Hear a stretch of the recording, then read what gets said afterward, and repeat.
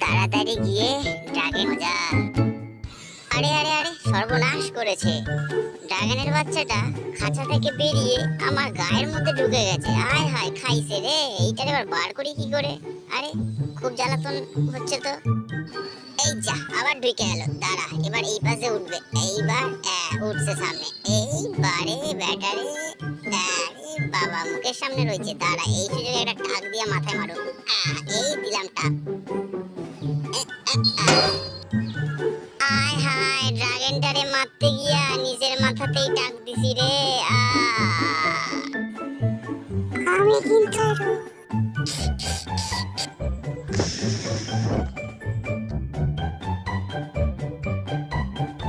Jerry, এই দেখ, এদিকে তাকা, এদিকে তাকা। আমার মাথার মধ্যে দেখ কি করেছে বেটা, আগুন দিয়ে।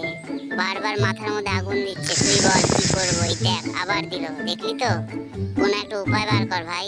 দাঁড়া, এই সুতোটা একটু লম্বা করে উপরে দিয়ে দিই, তাহলে আমার কাছে আগুনটা এসে পৌঁছাবে না। দাঁড়া, আর একটু উপরে দিয়ে দিই।